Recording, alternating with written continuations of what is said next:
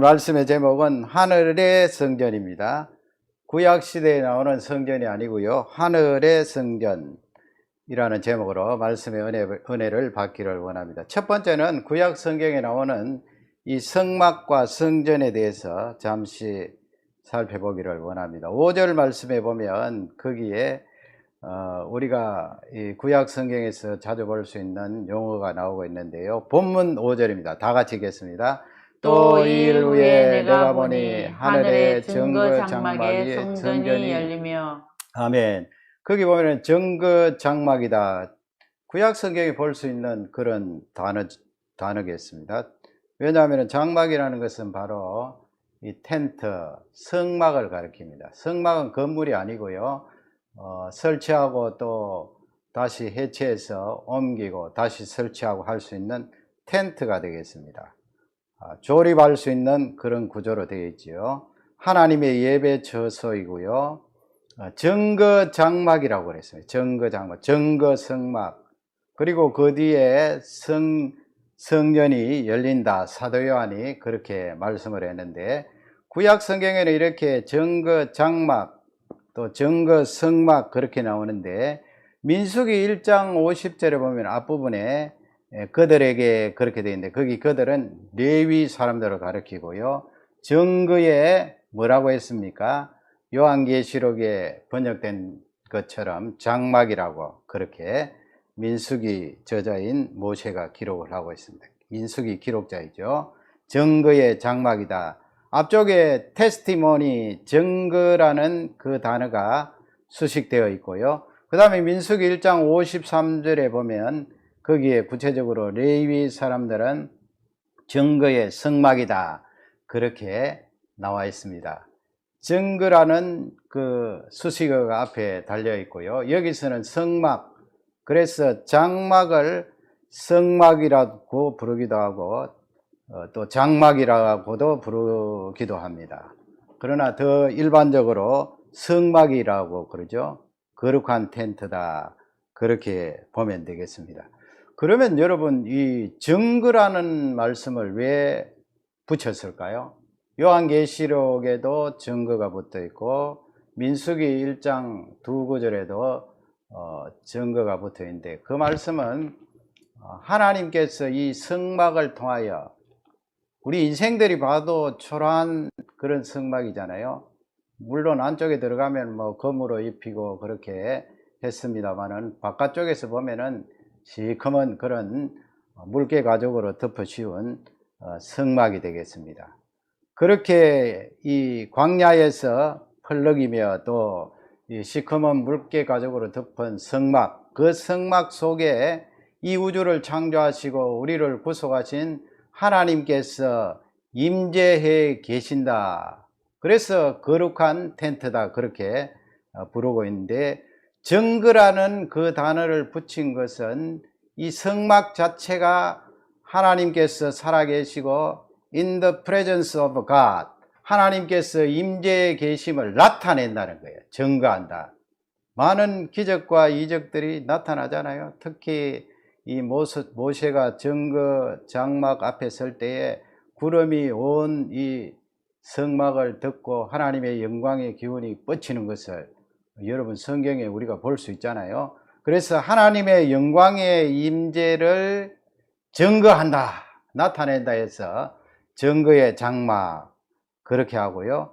또 그리고 그 증거의 장막 안에는 이 언약궤가 있었어요. 그 속에는 세 가지 들어있는 것이 있죠. 그 가운데 하나가 두 돌판입니다. 두 돌판, 모세가 받은 두 돌판, 율법이 되겠고요, 하나님의 말씀이 되겠습니다.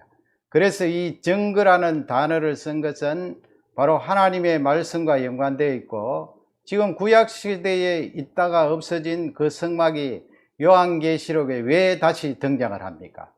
구약시대부터 하나님께서 말씀하신 그 증거들이 사도 요한이 볼 때 이루어지고 있고, 또 장차 예수님이 재림하실 때 완성되고 성취된다 하는 것을 알려주시기 위하여 증거의 장막이다 그렇게 요한계시록에 나오는 것을 볼 수가 있습니다.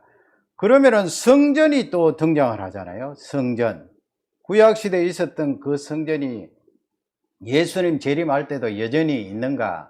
아니라는 것을 여러분 잘 알고 계시죠. 구약시대의 성전은 오실 예수 그리스도의 모형이기 때문에 이미 끝나고 없어졌습니다. 다시 그 성전이 필요 없어요. 그 성전을 지으려고 못을 준비하고 레위 제사장을 준비하는 것은 참으로 엉터리고 성경을 잘 몰라서 그렇습니다. 왕상 6장 12절에 보면 우리 다 같이 말씀을 한 음성으로 받드리겠습니다. 내가 지금 이 성전을 건축하니 내가 만일 내 법도를 따르며 내 율례를 행하며 내 모든 계명을 지켜 그대로 행하면 내가 내 아버지 다윗에게 한 말을 내게 확실히 이룰 것이요. 아멘. 성전입니다. 성전이 나옵니다. 지금 솔로몬이 성전을 지으려고 할 때 하나님께서 그에게 메시지를 주시는 말씀이죠. 이 성전을 건축하니, 성전이 이제는 성막이 끝이 나고 이스라엘이 가나안 땅에 들어가서 정착을 했죠. 시간이 많이 지났습니다. 사사시대를 지나고 사울이 지나고 다윗이 지나고 이제는 그 아들 솔로몬이 나라를 통치하고 있을 때 이 솔로몬이 아버지의 그 옛날에 기도했던 그대로 성전을 건축하고 건물을 건축하는 거예요. 성전. 이때부터 솔로몬 성전이 세워져서 스룹바벨 성전, 또 예수님 당시에 헤롯 성전으로 이어지는 것을 볼 수가 있습니다. 지금 하나님께서 솔로몬에게 성전 지으려고 하는 그에게 말씀을 주시죠. 이 성전을 건축하니, 끝부분 보세요. 내가 내 아버지 다윗이죠. 다윗에게 한 말을 네게 확실히 이룰 것이요. 그래서 성전도 정거의 성전 할 수가 있는 것이 바로 하나님 말씀과 연관되어 있고 하나님 약속과 관련이 있습니다. 지금 솔로몬에게도 내 아버지 다윗에게 한 말을 네게 확실히 이룰 것이요. 이 성전을 통하여 네가 하나님 말씀 법도대로 살면 반드시 그 말씀 언약이 성취될 것이다 하는 것을 나타내고 있습니다. 그러므로 요한계시록의 이 증거의 장막 또 성전은 하나님 말씀 약속 언약이 반드시 이루어지고 성취되었다 하는 것을 사도 요한에게 나타내 보여주신 거예요. 그 말씀이 우리에게 전달되고 있습니다. 하늘의 성전은 건물이 다시 성전으로 세워지는 것이 아니고 하나님 말씀의 성취, 이루어진 것을 우리에게 알려주고 있습니다. 그 하나님을 찬양하고 기뻐 노래합니다. 두 번째로 성전 그리고 완성, 그 말씀을 지금 우리에게 주시고 계세요.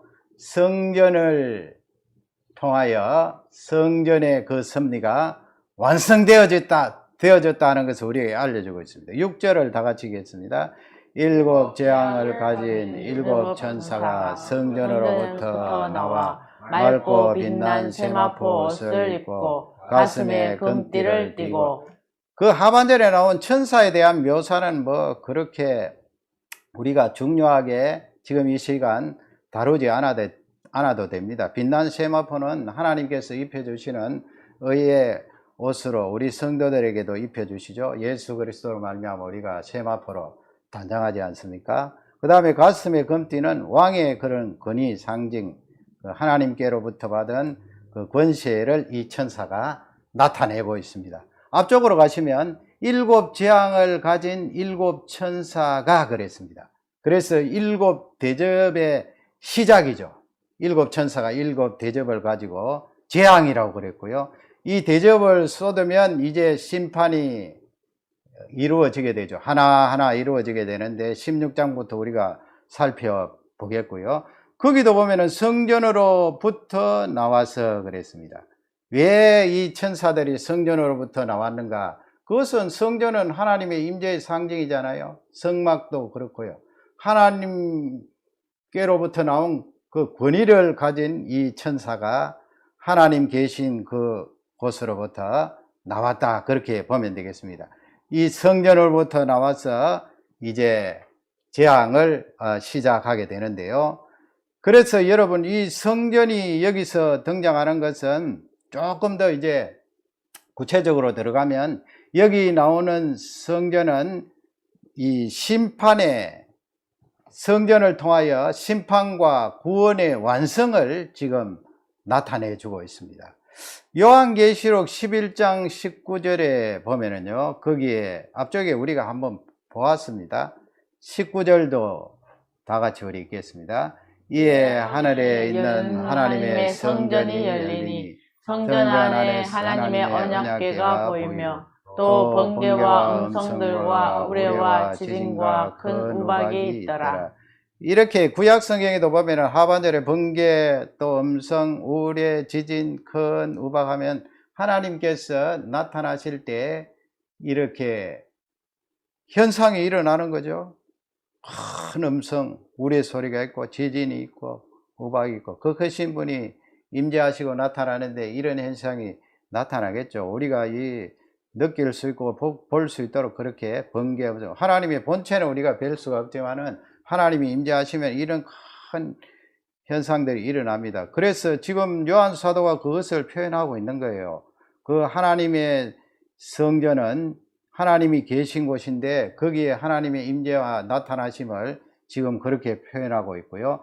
앞쪽에 보면 하나님의 성전이 열리니 성전 안에 하나님의 뭐가 있다고 했습니까? 언약궤가 보인다 그랬습니다.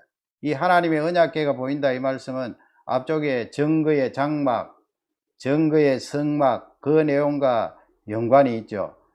지금 하나님의 임재와 이렇게 하나님의 언약궤를 말씀하신 것이 왜 그 이유가 있을까요? 그것은 바로 하나님의 언약궤를 통하여 하나님께서 그 말씀하신 것이 확실하게 이루어지고 성취된다, 완성된다 하는 것을 우리에게 잘 알려주고 있습니다. 그러므로 지금 본문에 나오는 6절에 나오는 그 성전에서부터 나온 천사, 그 천사가 7재앙을 시작하는데 그 7재앙은 심판이잖아요. 그 심판은 바로 완성을 나타내요. 완성을 나타내면서 우리의 구원이 완성되는 거죠. 구원이 완성되어서 결국은 영원한 하나님 나라에서 우리가 생명을 얻고 살게 된다. 요한계시록 2장, 요한복음 2장 21절에 보면 우리 예수님께서 요한복음 2장 19절에는 너희가 성전을 헐라 내가 사흘 만에 다시 짓겠다 그랬습니다. 여러분, 우리 이 말씀 잘 알잖아요.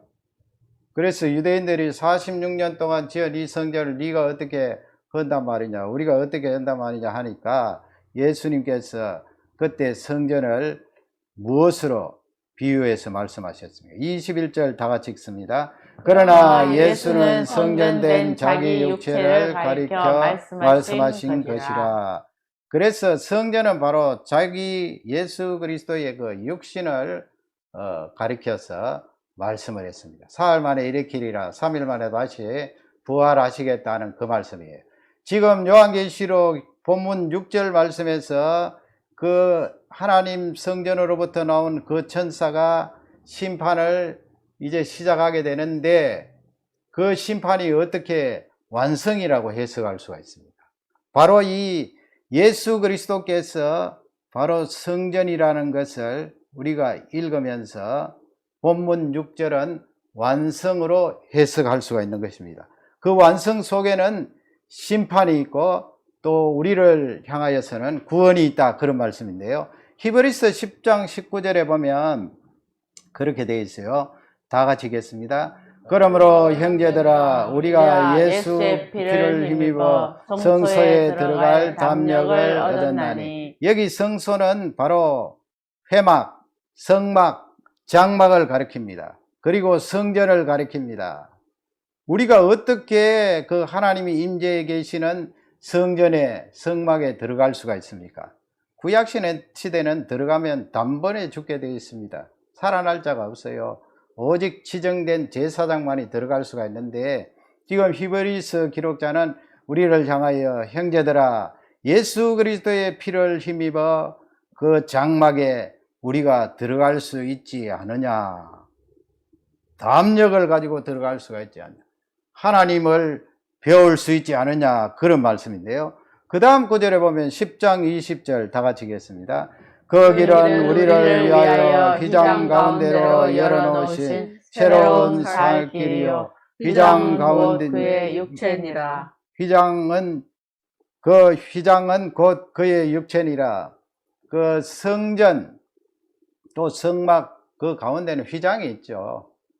지성소와 성소를 갈라놓는 휘장이 있는데 예수님 십자가에 돌아가실 때에 그 휘장이 위에서부터 아래까지 쫙 찢어져 있습니다. 그 무엇을 말합니까? 이제 성막 제도 또 성전 제도는 이미 폐지되었다. 내가 이 세상에 와서 성육신하여 십자가 짐으로 단번에 이루었다는 귀한 말씀을 나타내고 있습니다. 그러므로 여러분 요한계시록 본문 6절에 나오는 그 하늘에서부터 나온 그 천사가 재앙을 시작하려고 할 때 그 재앙 7가지 대접의 재앙은 바로 완성을 말합니다. 하나님께서 그 완성되는 구원의 완성 그 시기에 또 심판이 이루어지는데 그 심판에서는 다시는 돌이킬 수 없다는 그런 말씀이 되겠습니다. 여러분, 지금 심판은 완성을 말하고 있습니다. 그 완성은 바로 우리가 구원함을 받는 완성이 있고 또 하나님께서 이 땅을 심판하시는 그런 내용으로 보시면 되겠습니다. 세 번째는 심판과 저주입니다. 본문 7절, 8절 말씀인데요. 7절을 다 같이 읽겠습니다. 내 생물 중에 하나가 영원토록 살아계신 하나님의 진노를 가득히 담은 금대접 7을 그 7 천사들에게 주니. 네 생물 나오고요. 천상의 그 영적인 존재를 보면 되겠습니다. 하나가 영원토록 살아계신 하나님 그렇게 되어 있고요. 우리가 고백하는 신앙 고백 그대로죠. 진노를 가득히 담은 금대접 7을 7 천사에게 나누어졌습니다. 그 7 천사가 첫 번째, 두 번째, 세 번째 가면서 그렇게 대접을 쏟으니까 마지막 심판 재앙이 이루어집니다. 금 대접 7을 그 7 천사에게 나누어졌다. 거기 중간에 보면은 하나님의 진노를 가득히 담은 그랬습니다. 하나님께서 직접 이 천사들을 통하여 이 땅을 심판하시게 되겠죠. 진노를 가득히 담은 하나님께서 하나님의 능력으로 이 땅을 심판하시는데 그 속에는요, 성경을 가만히 보면 우리가 생각해야 될 것이 있습니다. 8절 말씀을 다 같이 읽겠습니다. 하나님의 영광과 능력으로 말미암아 성전의 연기가 가득 차매 7 천사의 7 재앙이 마치기까지는 성전에 능히 들어갈 자가 없었더라. 거기 보면은 그 성전에 연기가 가득했다 이 말씀은 여러분 잘 아시죠? 이건 하나님 임재하실 때 하나님이 심판하실 때 그 권세와 영광을 말하는 거죠. 성전에 연기가 가득하며 7 천사의 7 재앙이 마치기까지는 성전에 누가 여러분 성전에 감히 들어갈 수가 있어요? 거기 성전은 하나님이 임재해 계신 하나님이 임재 앞에 설 자가 누가 있습니까? 이 말씀을 가만히 살펴보면요, 지금 끝부분에 마치기까지는 성전에 능히 들어갈 자가 없더라 그렇게 되어 있잖아요. 우리 인류가 아담하와 타락 이후로 범죄하여서 다 죄를 가지고 이 세상에 살아가게 되는데 하나님 앞에 설 자가 아무도 없어요. 그 성전 안에 누가 들어갈 수가 있습니까? 그런 맥락에서 하나님의 심판의 엄중성도 말하지만은 우리 개개인에게 적용해 볼 수가 있어요. 앞장에 요한계시록 14장 10절에 보면 제가 방금 드린 말씀과 연관해서 적용해 볼 수가 있습니다. 14장 10절 다 같이 읽겠습니다. 그도 하나님의 진노의 포도주를 마시리니 그 진노의 잔에 섞인 것이 없이 부은 포도주라. 거룩한 천사들 앞과 어린 양 앞에서 불과 유황으로 고난을 받으리니. 짐승에게 예배한 자, 우상에게 절하는 자, 그런 자들이죠. 또 짐승의 수로 입맞은 자, 그런 자들은 하나님의 그 성전 앞에 들어올 수가 없는데요. 하나님께서 직접 대접을 쏟아서 그 대접에서 내리는 심판, 재앙을 받기도 하는데, 다른 측면에 보면 개개인이 스스로 마시는 그런 진노의 잔, 심판의 잔도 있어요. 그것도 포함되어 있어요. 중간에 보시면 그 진노의 잔에 섞인 것이 없이 그렇게 되어 있습니다. 부은 포도주라 그렇게 되어 있습니다. 진노의 잔이라는 이 말씀이 나오죠. 진노. 여러분, 하나님께서 이 우주적으로 내리시는 그 심판, 그 속에는 개개인이 죄로 말미암아 죄 때문에 받는 그 심판이 있어요. 우리가 죄를 짓게 되면 그 죄로 말미암아 죄의 대가로 받는 것이 있잖아요. 그 죄가 얼마나 무섭습니까? 그 죄로 말미암아 거기서 떨어지는 결과들이 사망이요 죽음이요 무시무시한 것입니다. 그것이 점점 자라서 사람을 패망케 하는 거죠. 그 마약을 하는 사람도 그 마약 처음 이렇게, 마약은 한 방이라도 맞으면 안 됩니다. 왜냐하면 그 한 방이라도 맞으면 우리 인생이 느낄 수 있는 그 행복감에 굉장한 농도가 진한 그런 것을 느낄 수 있다고 그러죠. 그러니까 한 방 딱 맞으면 그 다음부터는 빠져나오기가 쉽지 않은 거예요. 그 한 방 맞을 때 거기서 느끼는 쾌락과 행복감은 굉장한데 나중에는 어떻게 됩니까? 결국은 그 마약 때문에 죽게 되잖아요.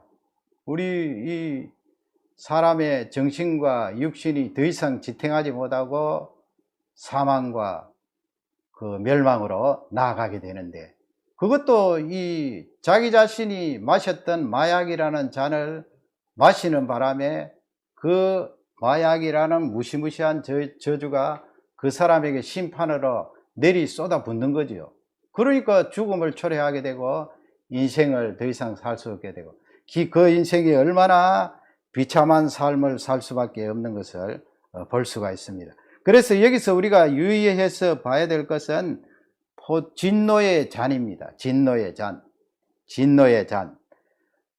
갈라디아서 3장 10절에 보면 그 진노의 잔의 설명을 위하여서 다 같이 한번 읽겠습니다. 무릇 율법 행위에 속한 자들은 저주 아래에 있나니, 기록된 바 누구든지 율법책에 기록된 대로 모든 일을 항상 행하지 아니하는 자는 저주 아래에 있는 자라 하였음이라. 이게 바로 진노의 잔이에요.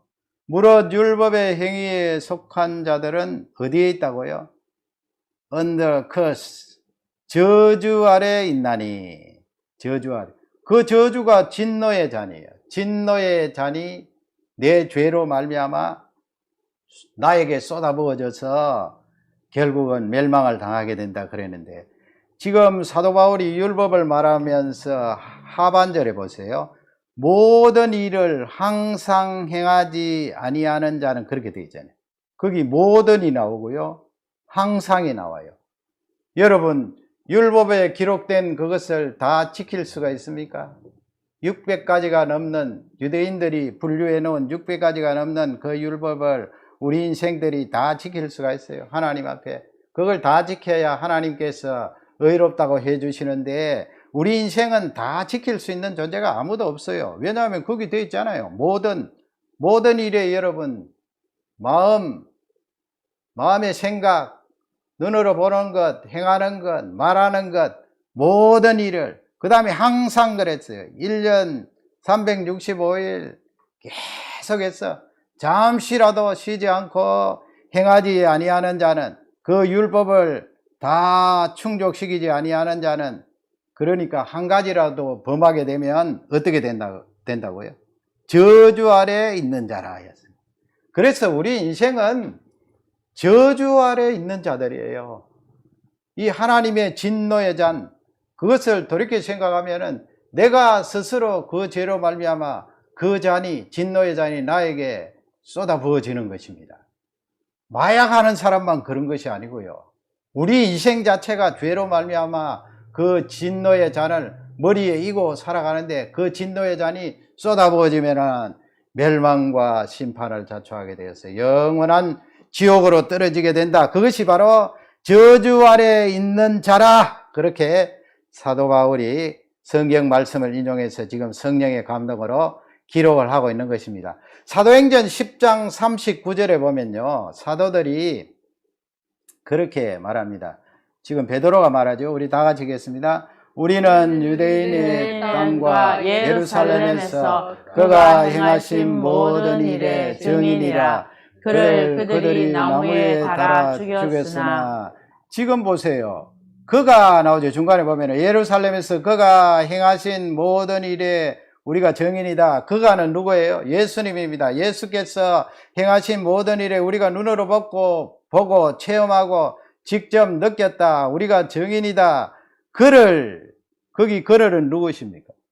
바로 예수 그리스도. 예수 그리스도를 유대인들이 나무에 달아 죽였으나 그랬어요.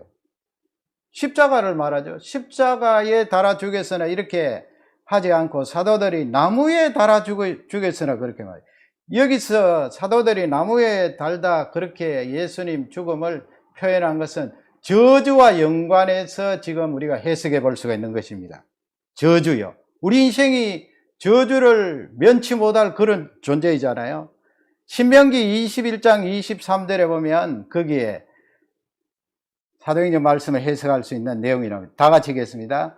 그 시체를 나무 위에 밤새도록 두지 말고 그날에 장사하여 내 하나님 여호와께서 내게 기업으로 주시는 땅을 더럽히지 말라. 나무에 달린 자는 하나님께 저주를 받았음이니라. 아멘. 나무에 달린 자는 하나님께 저주를 받았음이라. 그래서 가나안 땅에 들어가서 이스라엘 백성들이 살 때 이 시체를 나무에 밤새도록 달아두지 못하도록 하나님께서 엄격하게 금하셨습니다. 그리고 중요한 것은 나무에 달린 자는 하나님께로부터 저주를 받은 자다. 그래서 사도들이 예수님의 죽음을 나무에 달리셔서 죽으신 우리 예수님으로 그렇게 표현을 했습니다. 그것은 저주와 연관되어 있는 거예요. 마가복음 14장 36절에 보면 예수님께서 우리가 잘 아시는 기도를 드리죠. 거기에 기도하실 때 어떻게 기도합니까? 다 같이 읽겠습니다. 이러시되 아빠 아버지여 아버지께는 모든 것이 가능하오니 이 잔을 내게서 옮기시옵소서. 그러나 나의 원대로 마옵시고 아버지의 원대로 하옵소서 하시고. 거기 어떤 말씀이 나요? 이 잔을 내게서 옮기시옵소서. 고난주간에 우리가 많이 살펴보는 본문이죠. 이 잔, 고난의 잔. 고난의 잔, 그 고난의 잔 속에 뚫고 들어가 보면 내용이 뭐예요? 저주입니다. 저주의 잔 아니에요. 우리 인생이 다 나무에 달려서 하나님께 저주를 받을 존재인데 나 자신이 그렇죠. 우리 예수님께서 그 저주의 잔을 마시셨다는 거예요. 내가 그 저주의 잔에 그냥 저주의 잔이 나에게 부어져서 저주를 받고 하나님의 심판을 면치 못할 존재인데 예수님께서 십자가 달리시기 전에 하나님 이 저주의 잔 내게서 옮기시옵소서. 그러나 아버지의 뜻대로 하겠습니다. 그래서 아버지의 뜻대로 십자가 위에서 내가 받을 저주의 잔을 예수님께서 받으신 것이 십자가의 죽음이에요. 그 저주의 잔을 예수님께서 받으셨죠. 그러니까 지금 이 본문 말씀은 완성을 말하는 거예요. 우리에게는 구원의 완성, 또 심판으로 말미암아 이 우주가 완전히 정리되는 그것을 설명하고 있는데요. 사도 바울이 갈라디아 3장 13절 너무나 유명한 말씀 여러분 다 같이 읽겠습니다. 그리스도께서 우리를 위하여 저주를 받은 바 되사 율법의 저주에서 우리를 속량하셨으니 기록된 바 나무에 달린 자마다 저주 아래에 있는 자라 하였음이라. 예수 그리스도께서 십자가 위에서 나를 위하여 저주를 받으셨다. 하나님의 진노의 잔을 대신 받으시고 우리를 속량해 주셨다. 그것은 바로 신명기 21장 23절에 기록된 대로 나무에 달린 자마다 하나님께로부터 저주를 받은 것이다. 그 말씀을 지금 사도 바울이 인용하는 거 아니에요. 예수님께서 나를 위하여 나무에 달리셔서 저주를 받으셨다. 그 저주의 잔을 받으심으로 우리가 구원의 완성에 들어갈 수가 있다 하는 것을 요한 사도가 우리에게 잘 알려주고 있습니다.